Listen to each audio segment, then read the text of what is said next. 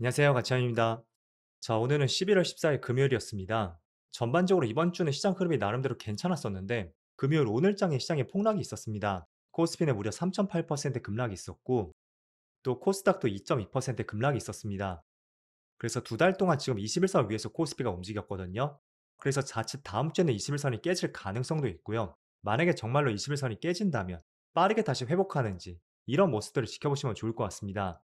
혹시나 지난번처럼 빠르게 회복되지 못한다면 정말 최악의 경우에는 61선까지 흘러내릴 가능성도 있어 보입니다. 그리고 코스피 상위 종목들을 보면 오늘은 그나마 조선주가 조금은 버텨주는 움직임이 나왔었고, 그리고 반도체와 2차전지 관련주들 모두 폭락이 나왔습니다. 최근에 시장을 가장 주도했던 업종인데 하락도 굉장히 깊게 나오고 있습니다. 그리고 코스닥은 전반적으로 몇몇 제약바이오 업종의 흐름이 좋았었고요. 반대로 IT 기업들, 2차전지, 로봇 이쪽 관련주들은 코스피와 마찬가지로 시장 흐름이 많이 좋지 못했습니다. 그리고 코스피 수급을 보면 오늘은 외국인이 2조 8천억, 기관은 9,700억, 합치면 거의 3조 8천억의 순매도가 나왔습니다. 자, 외국인의 최근에 많은 순매도가 있었다고 해도 기관 쪽에서는 그래도 외국인의 매도세를 조금은 방어하는 역할을 했었거든요. 하지만 제가 우려했던 부분 중 하나가 지금 환율이 계속 뛰고 있잖아요. 그래서 그 때문에 외국인의 순매도도 강해지고 있는데, 여기서 만약에 기관의 순매수가 약해지거나 중단된다면 그때는 지금처럼 시장의 급락이 나올 수 있다는 의견을 드렸습니다. 그런데 이틀 동안의 기관의 수급을 봤을 때는 제가 말씀드렸던 부분에 조금은 경계를 해야 될 것 같습니다. 그리고 코스닥도 마찬가지로 외국인의 3,400억에 많은 순매도가 나왔습니다. 그리고 삼성전자, 오늘은 다시 한번 10만 원이 깨졌고요. 외국인은 5,800억, 기관은 3,200억, 합쳐서 약 9천억의 순매도가 나왔습니다. 그리고 하이닉스의 수급은 오늘 굉장히 심각했습니다. 외국인은 마이너스 1조 2천억, 그리고 기관은 3천억의 순매도가 있었고, 합치면 1.5조 원의 순매도가 있었습니다. 그리고 원전 대장주인 두산에너빌리티, 이 종목도 기관과 외국인의 양매도가 있었고, 합쳐서 2천억 정도의 순매도가 나왔습니다. 그리고 금융주 한번 보겠습니다. 물론 시장이 워낙 좋지 못하다 보니까 금융주도 오늘 빠지긴 했지만, KB금융이라든지 또 신한지주, 여전히 기관의 순매수는 꾸준히 이어지고 있습니다. 그럼 이어서 주체별 매매 동향에 대해서 살펴보도록 하겠습니다. 11월 14일 외국인이 가장 많이 매수한 종목은 한국조선해양, 현대마린솔루션, 셀트리온, 하나인진, 현대위포. 전반적으로 외국인은 조선주를 많이 매수했습니다. 아마도는 이재명 대통령이 팩트시트 브리핑을 했었고요. 거기서 핵 추진 잠수함을 국내에서 건조할 것이다, 이런 언급이 있었습니다. 또 미국과의 조선 분야의 협력을 확대할 것이라는 발표가 있었습니다. 그래서 그게 공개되고 나서 조선주가 조금씩 뛰기 시작했거든요. 때문에 이런 이슈가 있었기 때문에 오늘 외국인의 수급이 들어왔던 것 같습니다. 그리고 기관도 마찬가지로 현대중공업, 삼성중공업, APR, 알테오젠, 유한양행 이렇게 순서대로 매수했습니다. 이어서 해외 증시로 보겠습니다. 전날은 다시 한번 미국 증시에 큰 파란불이 들어왔습니다. 나스닥은 마이너스 2.3%로 마무리가 되었고, 그리고 S&P 500 마이너스 1.6%였습니다. 아울러 다우지수도 마찬가지로 마이너스 1.6%였죠. 그리고 반도체는 무려 3.7% 급락이 나왔습니다. 어제는 아시겠지만 미국의 셧다운이 12시를 기점으로 해제가 되었습니다. 그런데도 불구하고 미국 증시가 급락이 나왔다라는 것은 선제적으로 셧다운 해제에 대한 기대감이 시장에 반영이 되었고, 그 외적인 요소들이 시장에 많이 개입이 되었습니다. 자, 가장 크게 주목을 해볼 수 있는 이슈. 제가 이와 같은 이슈는 꾸준히 한번 지적을 했던 것 같습니다.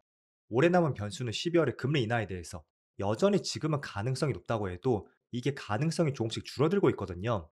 그래서 그게 최근에 환율을 조금씩 올리고 있는 하나의 이유가 될 수 있었고, 그리고 특히 최근 들어서 미국의 연준 위원들이 다음 달은 금리 동결을 해야 된다는 입장을 계속 내비치고 있습니다.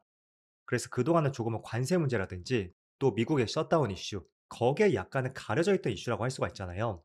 하지만 미중 간의 관세 문제도 어느 정도 해결이 되었고, 또 어제는 셧다운이 해제가 되었던 시점에서 이제 많은 시선들이 다음 달 금리 동결에 대해서 상당히 많이 포커싱을 하는 것 같습니다.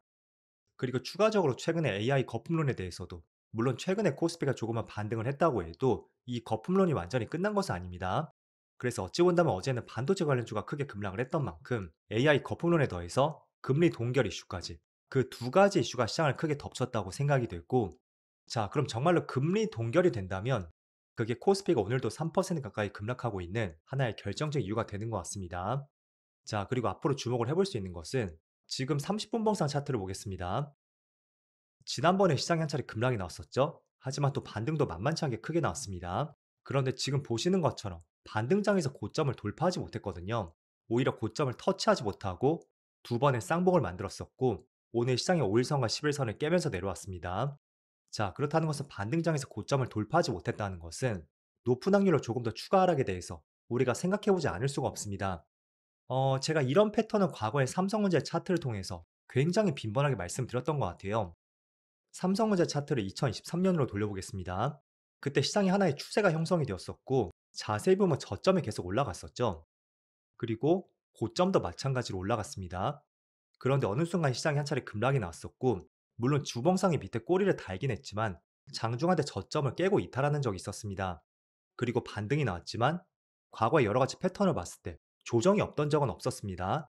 하지만 그 조정이 끝나고 반등이 났을 때는 여지없이 고점을 돌파하면서 시장의 추세적인 상승을 보여왔었거든요. 하지만 작년 8월쯤에 이때 분명히 반등이 나오게 됐습니다. 하지만 과거의 패턴과 비슷하게 움직였다면 이 반등장에서 고점을 돌파하는 것이 정석적인 흐름입니다.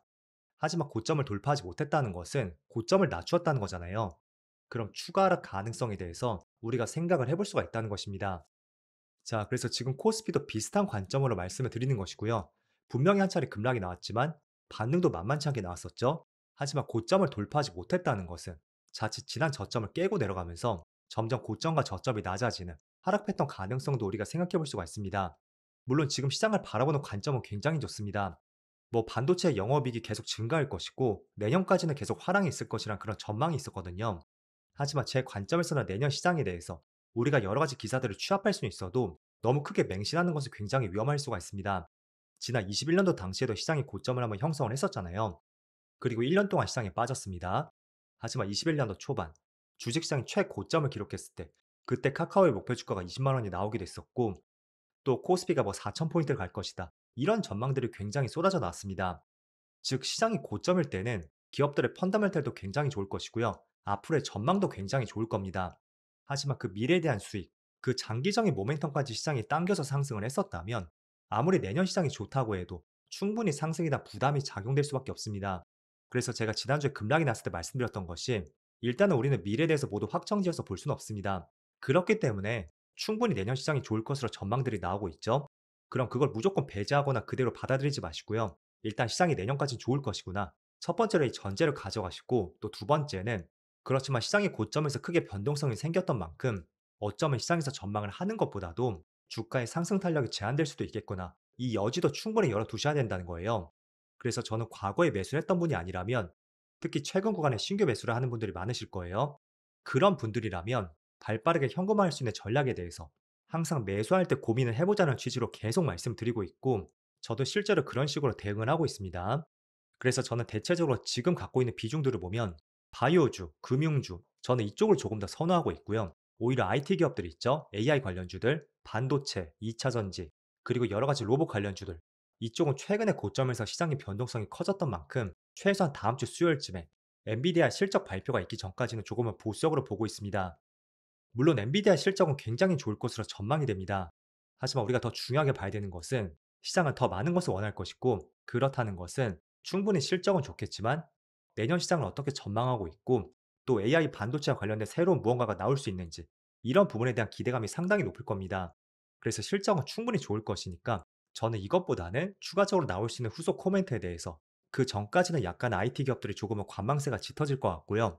그렇다는 것은 수급이 크게 들어오지 않을 가능성이 있다. 이 뜻이 될 수도 있습니다. 그래서 당분간만큼은 AI 반도체 외적인 업종들, 조금 더 이런 업종들을 주목을 해보시고요. 자, 그리고 실제로 어제 미국 증시의 히트맵을 보겠습니다. 대체적으로 빨간불이 굉장히 많이 보이죠? 하지만 여기 헬스케어 쪽, 그리고 메디컬 디바이스, 한마디로 제약바이오 업종입니다. 물론 이쪽도 빨간불이 보이긴 해도 다른 업종들에 비해서는 확실히 선방하는 추세를 볼 수가 있습니다.